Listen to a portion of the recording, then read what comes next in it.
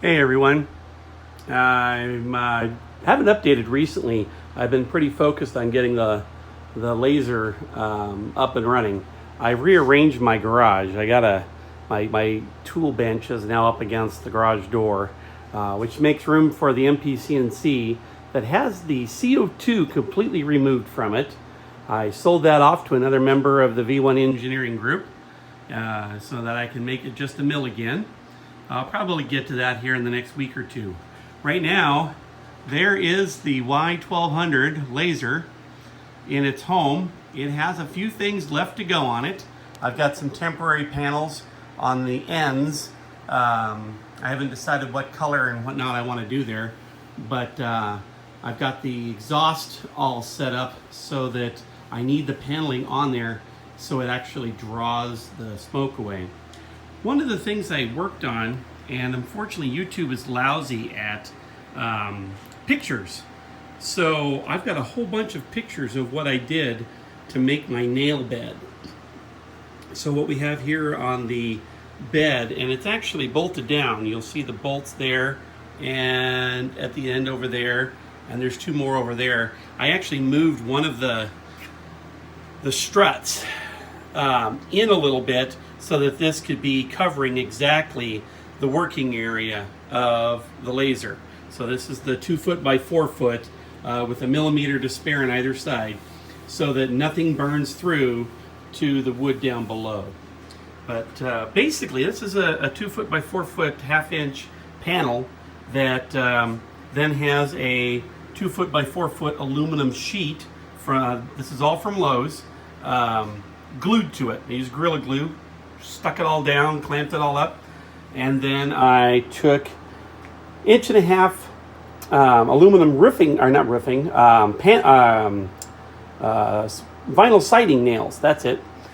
So these are aluminum nails. Let me get down a little closer so you can see what's going on here. You see those nails? They're glued upside down. What I did is after I set this down, I took my palm sander, sanded the whole thing so it's totally optically horked up so that reflections can't come straight up, they'll just scatter. Then I took a wire wheel and I did it again with the drill because I found my wire wheel by accident. I thought, oh, let's really dig into it. So yeah, then took these nails. Actually, I drew a 1/2 inch by 1/2 inch grid. So that's what these things are on. They're on a 1/2 inch by 1/2 inch grid, and I basically went every other crossing point. So these are spaced an inch apart. These are spaced an inch apart, but between rows it's a 1/2 inch, and they're staggered, so they're in a kind of a crisscross pattern. And that works really well for making my puzzles because all of my work is very close up, and so I can't have large spacing between the nail bed. The nails are pretty even, so this actually turned out to be really flat. I've done really large pieces in there because I milled this on it, and I milled this large piece over here on it, and the large. I basically get a whole sheet of plexi and have them cut it into 4 panels, and they drop right in there, and I'm able to work on them. Other things I've been working on are tweaking the speed of my laser head so that I can truly get, I wanted to get a whole 500 millimeters a second out of it.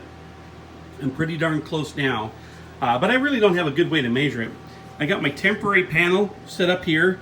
My switches come in today for all of the fancy stuff. I've got my exhaust from Harbor Freight up there, and it's blowing out a vent.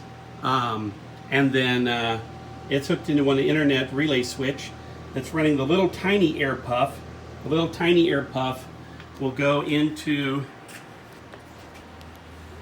this is my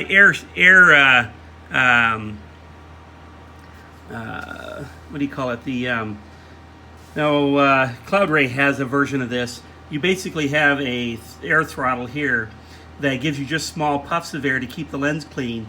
But then when you turn on the air, this is hooked to the Iridia. When it turns on air, it bypasses it. So I have a regular flow control valve normally in line. This bypasses and lets all the air through from the compressor and will blow through. So what I'm going to be doing is hooking up that little tiny motor because The air compressor, even with this 11-gallon tank over here, it just can't keep up. It's a nice quiet air compressor, but it is not able to keep up with the air constantly running. So I think what I'm going to do is I'm going to timeshare it. I'll fill up that tank, hook it up, and it'll be controlled by the solenoid here, so that when you ask for air, it actually turns on only as the laser fires, which is kind of very energy saving. And then it'll have the blast of air at 20 to 30 psi for air assist, but then normally it'll run on this nice constant mini pressure pump for regular air, and that'll come on with the exhaust at the beginning of the job. So then I'll put lighting up on here, because this is 50% translucent and it is pretty dark. So when it closes, it looks pretty cool with the red, but it is pretty dark. All in all, I think that's the last of the stuff I haven't shown yet. There's the finished control box there. I haven't decided to put the cover on it yet because I don't know how much heat I'm going to trap. And I kind of like it nice and open. And as summer starts to come out, maybe I will like that open with maybe a fan on it. There's the CW-5200 chiller. I like it better than any of the handmade things I've tried. It was $600, but hey, it was worth it. And then when it came time to put the water in, get these food grade silicone tubes. They're awesome. They're super flexible, and with that they lay nice, they don't kink, and you can get them into that little bend back there that you do for the extension.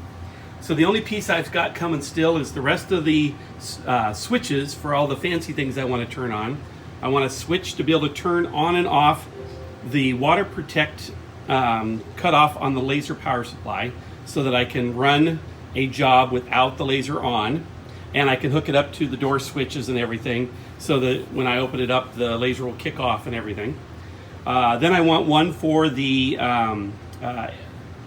exhaust, so that internet relay over there, that'll turn on. And then I'll have one for lighting, and then one that'll control the water down there. I'll leave that turned on, and I'll hook it up to another one of these internet relay boxes, so that I can do everything from the panel. That way I don't forget and leave something running as I walk out the door, because I have to walk around and turn on things in many different places. But this is what it looks like. It's in its home. I love the look. I've already started cutting some things. I'll try to get you guys some pictures of the things I've been doing, even though my YouTube channel doesn't do pictures very well. Look for more coming soon. Now that I've got this working, I'll probably video a lot of my stuff coming off.